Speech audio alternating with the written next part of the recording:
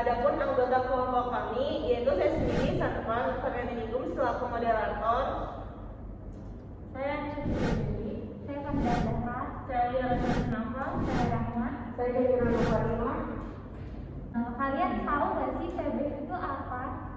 Jadi gini, PBV atau Price to Book Value merupakan salah satu rasio keuangan yang bisa digunakan untuk menilai apakah sebuah saham itu layak untuk dibeli atau tidak.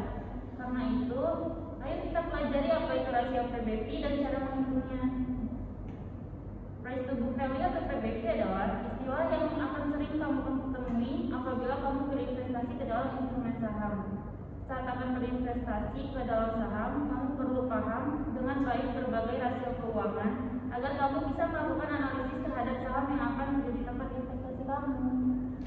Ada juga tahu tujuan si PBV saham ini. Emang tujuannya apa? Nah, tujuannya itu untuk memperkirakan harga saham pada saat ini dan melihat seberapa banyak pemegang saham yang berkontribusi dalam perusahaan dalam pendanaan. Banyak pemegang saham yang berkontribusi dalam pendanaan aset bersih dari sebuah perusahaan.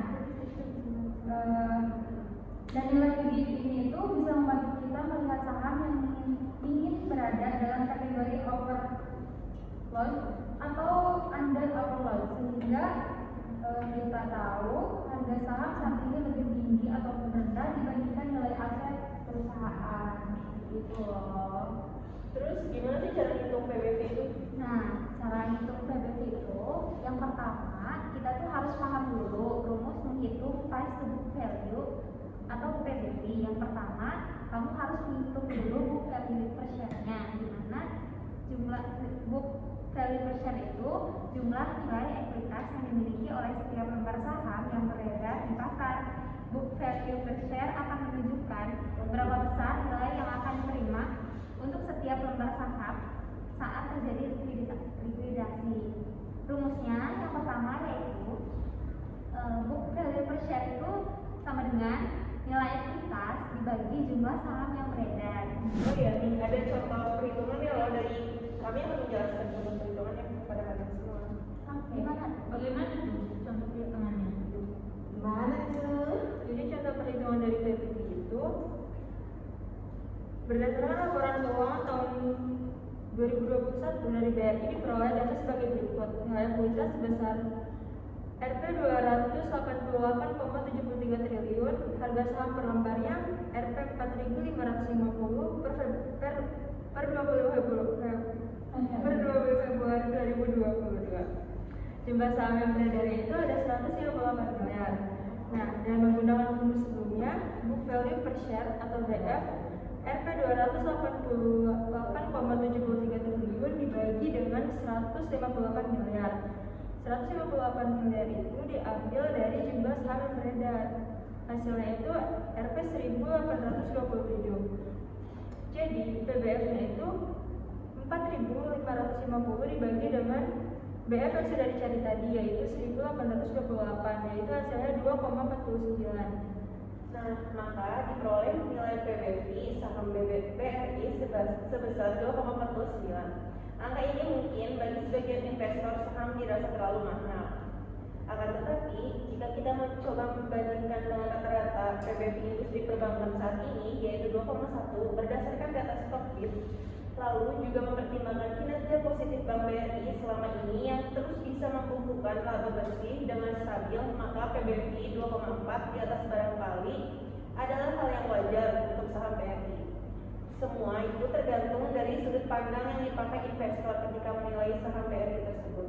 Oleh karenanya, agar hasil analisis harga saham tersebut lebih akurat, sebaiknya jangan hanya mengandalkan metode perhitungan PBV saja, tetapi juga bisa mengkombinasikannya dengan metode valuasi saham yang lainnya seperti rasio per PER atau price to earnings atau PEG, price earning growth, dan lain sebagainya.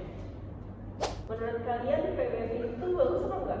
Nah, jadi ini PBV saham yang bagus sebenarnya adalah di bawah satu yang mengartikan bahwa harga suatu saham sedang dalam kondisi under value, sehingga merupakan waktu cocok untuk kita beli. Begitu juga sebaliknya. Apabila nilai PBV berada di atas 1, maka saham tersebut sedang berada dalam kondisi overvalue. Nah, akan tetapi kamu harus paham bahwa PBV bukan satu-satunya rasio yang kamu gunakan untuk melakukan value saham. Karena itu, kamu sebaiknya tidak mengacu pada suatu rasio keuangan saja. Saat melakukan analisis saham, saat melakukan analisis, kamu perlu melihat rasio-rasio keuangan lain seperti PIR, P atau rasio, dan sebagai jenis rasio keuangan lainnya. Jadi kesimpulannya yaitu penting bagi seorang investor untuk paham berbagai istilah dalam investasi agar investasi yang mereka jalankan menjadi semakin mudah. PBV merupakan salah satu istilah yang sering muncul dan harus kita pahami agar bisa memilih saham terbaik untuk investasi jangka panjang.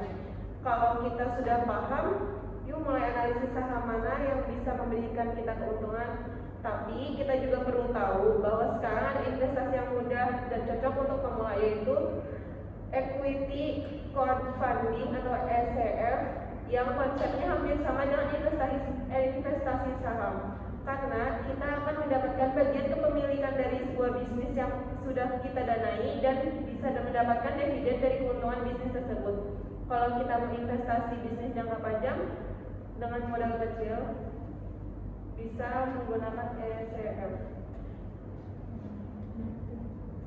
Sekian dari kelompok kami. Kurang lebihnya mohon maaf. Wassalamualaikum warahmatullahi